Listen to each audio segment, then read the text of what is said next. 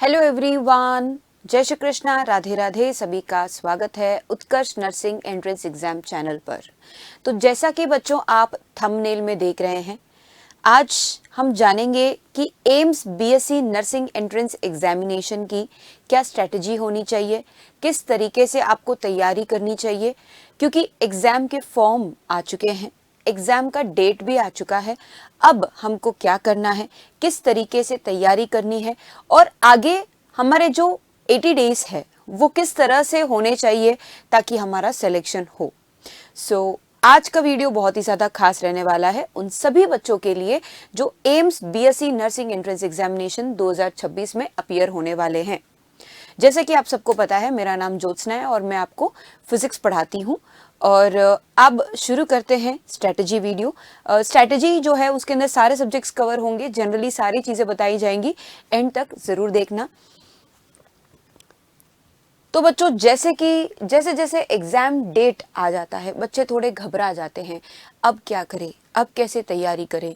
देखो, पहले आपने जैसे भी पढ़ा, जो भी पढ़ा चल जाएगा, लेकिन जब एग्जाम के लिए लास्ट 2-2.5 महीने बचे हो तब आपको थोड़ा सा स्ट्रेटजी और प्लान के साथ चलना होगा, एक डिसिप्लिन के साथ चलना होगा। एक प्रॉपर डिसिप्लिन के साथ चलोगे ना, रूटीन फॉलो करोगे ना, तभी सिलेक्शन होगा। ऐसा नहीं कि आज ये पढ़ने का मन हो गया तो ये किताब उठा ली, आज वो पढ़ने का मन हो गया तो वो किताब उठा लिया। ऐसा नहीं होना चाहिए। आपको प्रॉपर प्लानिंग के साथ चलना है, आपको प्रॉपर प्लानिंग के साथ सिलेबस कंप्लीट करना है, रिवाइज करना है, टेस्ट देना है और सिस्टमैटिक तरीके से खुद को इम्प्रूव करना है, तभी आपका सिलेक्शन होगा। पहले हम डिस्कस कर लेते हैं कि जो एग्ज़ाम है हमारा एम्स का, वो किस तरह का एग्ज़ाम है, कैसे होता है। सबसे पहली बात तो एग्ज़ाम जो है हमारा एम्स 2026 का, बात करें अगर एम्स 2026 का, तो बेटा उसका एग्ज़ाम डेट क्या है, 27 जून 2026। आप सभी को पता है 27 June is a proposed date for AIIMS BSc nursing entrance examination 2026। Syllabus क्या है, कौन कौन से सब्जेक्ट इसमें पूछे जाते हैं, आप सबको पता है फिजिक्स, केमिस्ट्री, बायोलॉजी के अलावा चौथा सब्जेक्ट जीके भी आता है। 10 सवाल जीके के आते हैं, बाकी फिजिक्स, केमिस्ट्री, बायोलॉजी के 30 सवाल आते हैं। और 11th एंड 12th दोनों ही है इसके अंदर, ठीक है ना। तो आपको फिजिक्स, केमिस्ट्री, बायोलॉजी जो है 11वीं 12वीं दोनों की पढ़नी है। एकदम नीट की तरह ही है सिलेबस जो है सेम टू सेम नीट जैसा ही है, लेकिन यहाँ पे एक्स्ट्रा सब्जेक्ट जीके भी है जो 10 नंबर का है, तो थोड़ा जीके पे भी आपको ध्यान देना है। साथ में ये ऑनलाइन मोड में एग्जाम होता है, यानी कंप्यूटर बेस्ड एग्जाम है, ये ऑफलाइन में नहीं होगा आपका, कंप्यूटर बेस्ड एग्जाम है, ऑनलाइन होता है ये एग्जाम। और 27 जून को है। देखा जाए तो आपके पास मोटा मोटा 80 डेज है, 1-2 दिन ज़्यादा है, ठीक है। तो 80 डेज के अप्रोक्सीमेट हम मान लेते हैं। 1-2 दिन तो आप कैसे ही, मतलब कभी पढ़ाई नहीं होती है, कभी आपकी तबीयत खराब होती है या फिर कुछ अर्जेंट काम आ जाता है, तो 1-2 दिन तो ऊपर नीचे हो ही जाते हैं, तो हम 80 डेज मान के चल रहे हैं। तो बेटा सबसे पहले तो आपको पता ही है कि जो हमारा एम्स का जो एग्जाम है, इसके अंदर जो फिजिक्स है उसके 30 क्वेश्चंस आते हैं। उसके बाद बेटा आपको पता है कि केमिस्ट्री है, उसके 30 सवाल आते हैं। बायोलॉजी है, उसके भी 30 सवाल आते हैं। साथ ही साथ जो जीके है उसके 10 सवाल आते हैं। कुल मिलाकर 100 marks, 100 questions. What is the pattern? So we have physics 30 marks, chemistry 30 marks, biology 30 marks and GK जो है 10 नंबर का है। टोटल 100 मार्क्स का आपका एग्जाम। 100 नंबर का एग्जाम है, 100 सवाल है, 100 नंबर है, लेकिन इसके अंदर नेगेटिव मार्किंग है, -1/3 नेगेटिव मार्किंग। यानी अगर आप गलत जवाब देते हैं तो आपके -1/3 कटेंगे, और यदि आपका जवाब सही होगा तो +1 मार्क्स मिलेगा।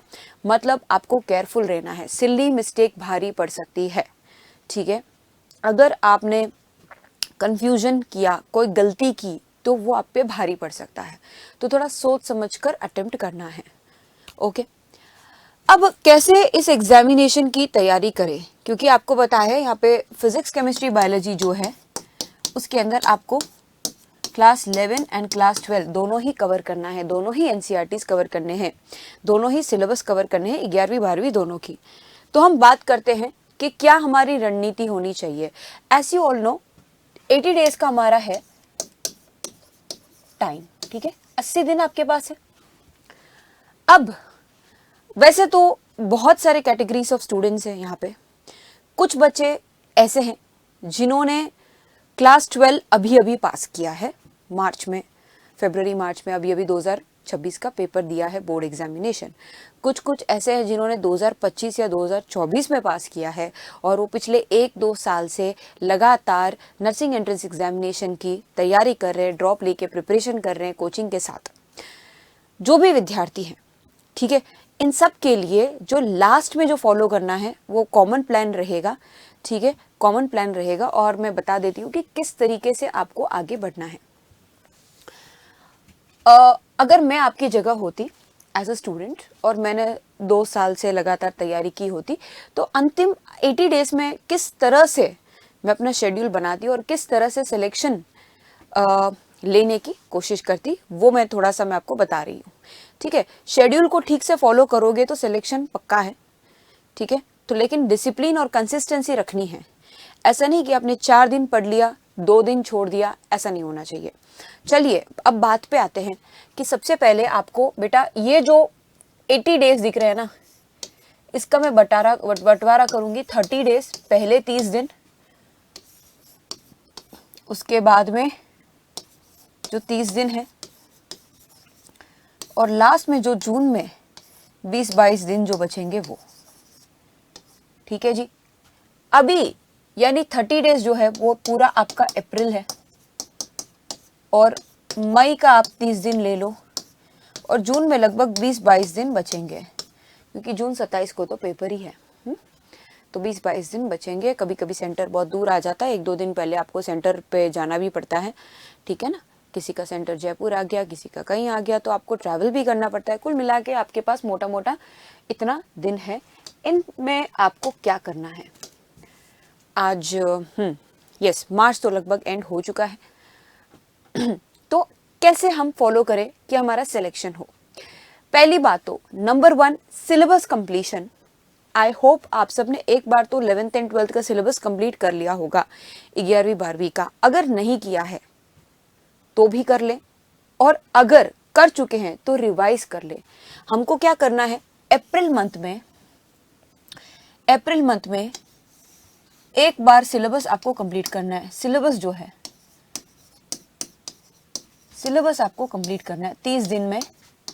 आप 15 डेज में 12th कंप्लीट कर लीजिए, 15 डेज में 11th कंप्लीट कर दीजिए। मैं यहाँ पे तीनों सब्जेक्ट की बात कर रही हूँ, फिजिक्स, केमिस्ट्री, बायोलॉजी, तीनों सब्जेक्ट का जो सिलेबस है, ठीक है जी।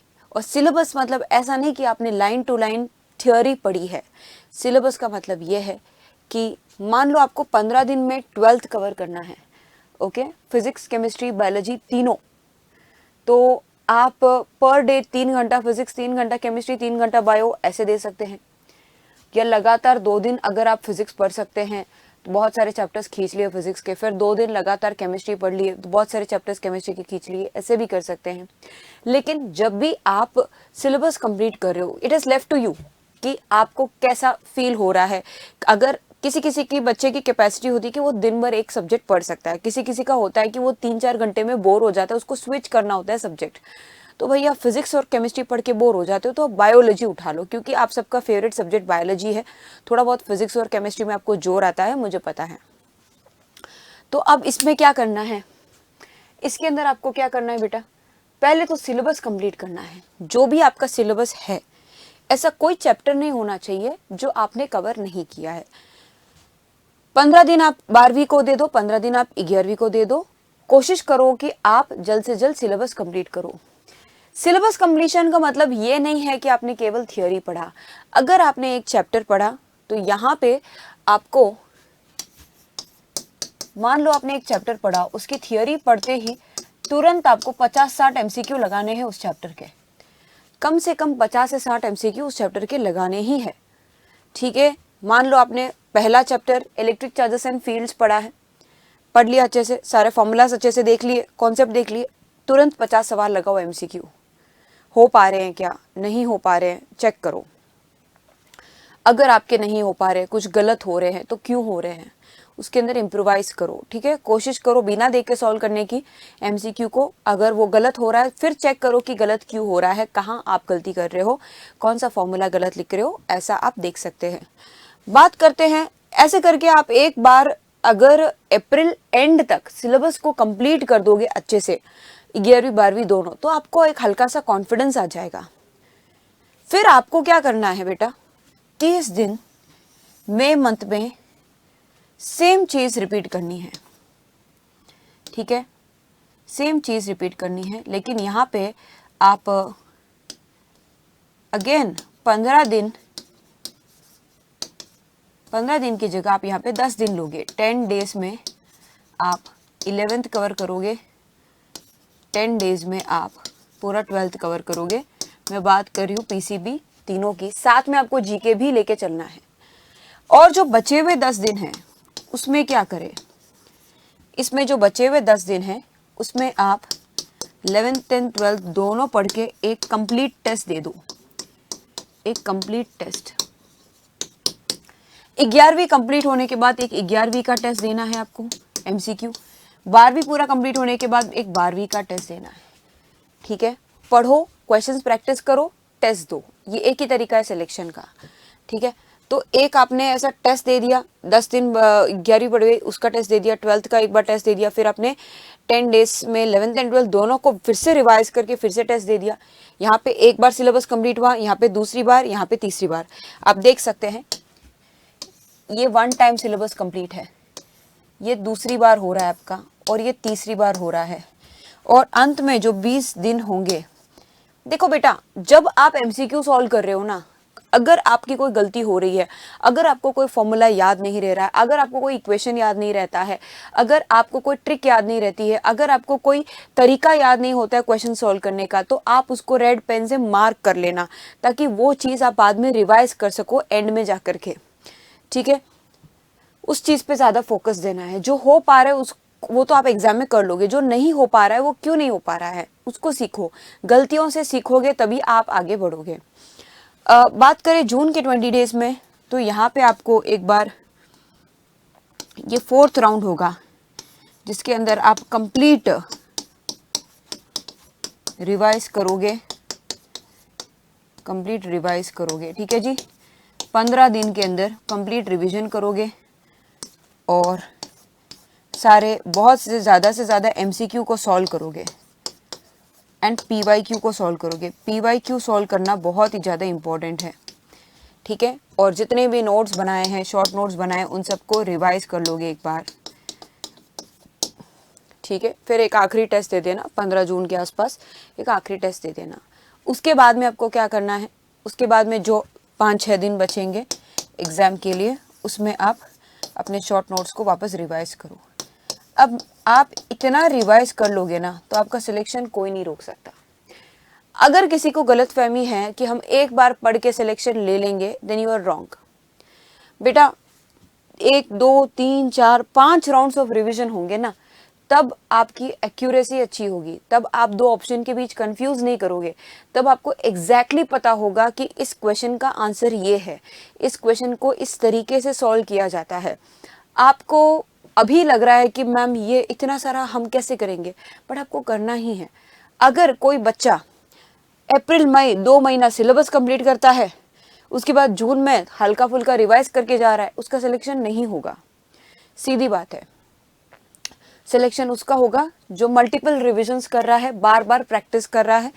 देखो यहाँ पे आप जो क्वेश्चन सॉल्व कर रहे हो फर्स्ट राउंड ऑफ रिवीजन में, उसका लेवल लो होगा तो चलेगा।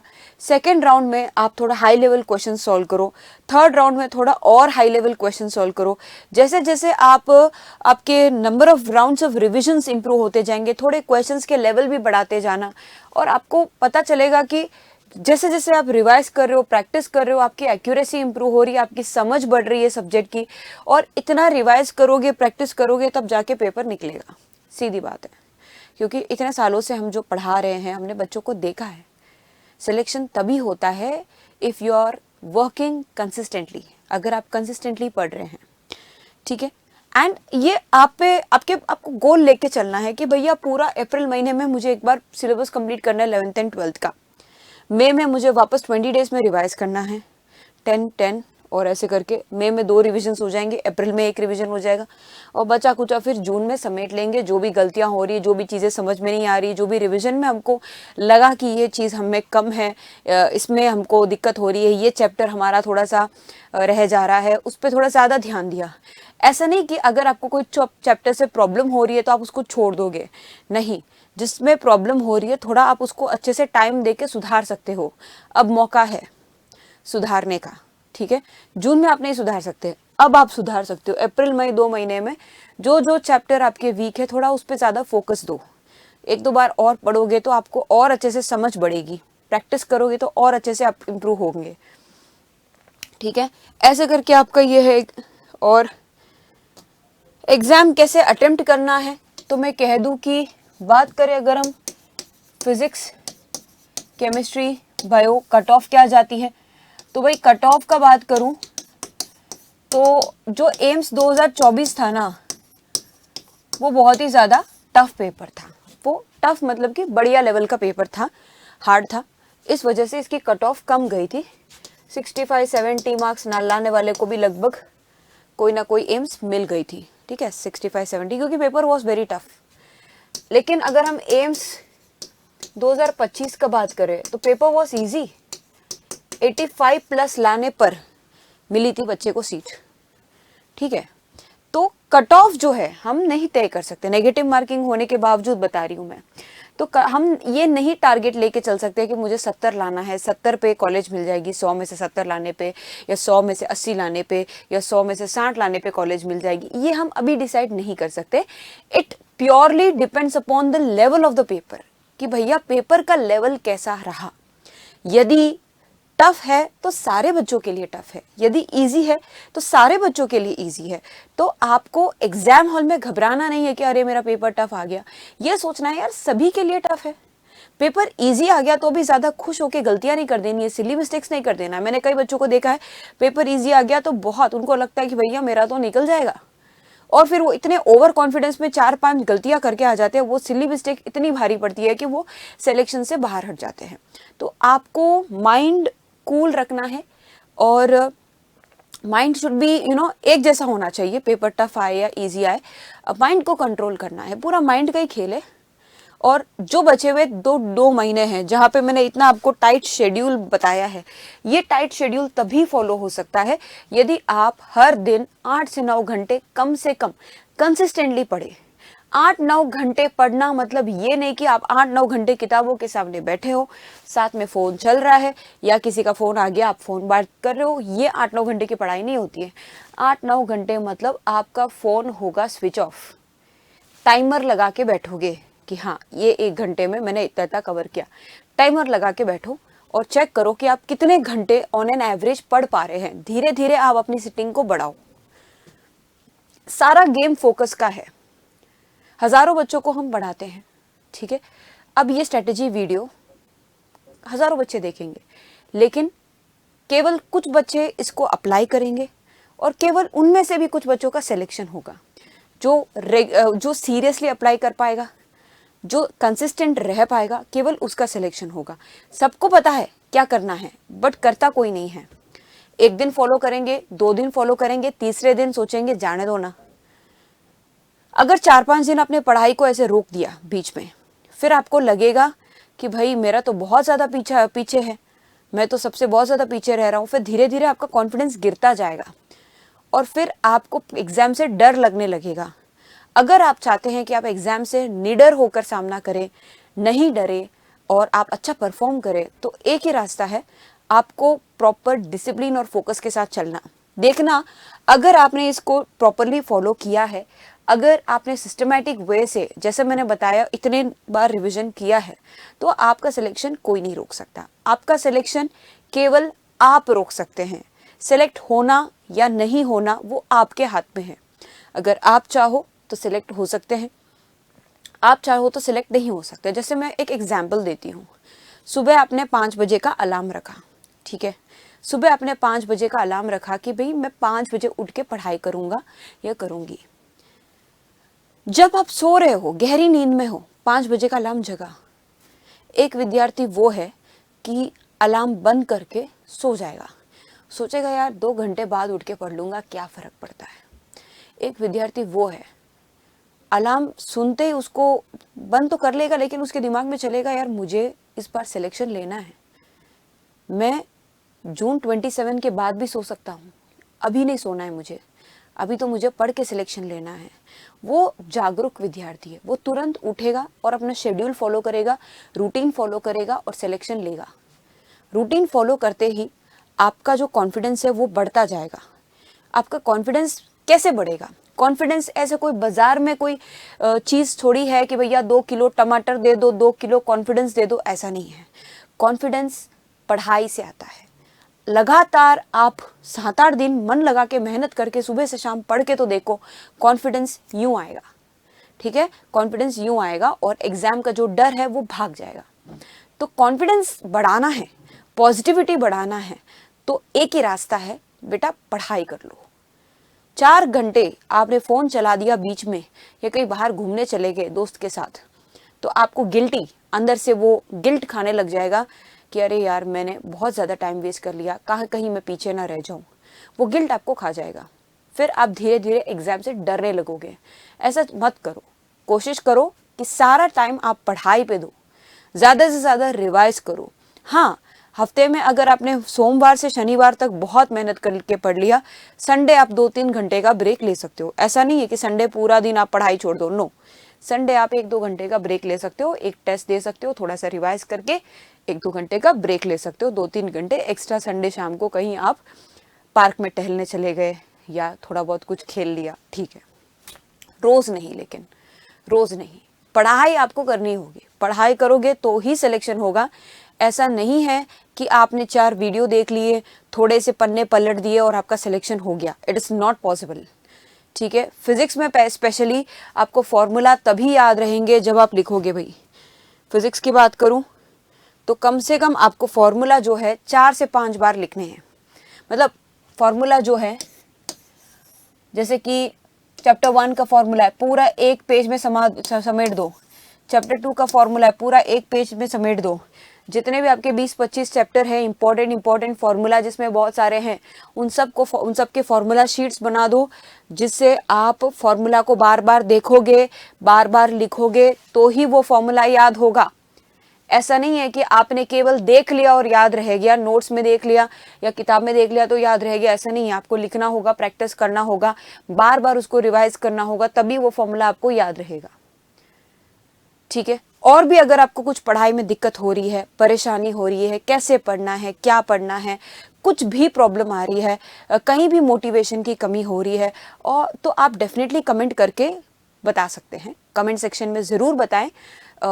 I will come up with the next video. जो भी आपकी समस्या होगी उसका समाधान के रूप में मैं अगला वीडियो भी लेकर आऊँगी आपके लिए। Okay, thank you everyone, all the best. जय हिंद, जय भारत। Thank you.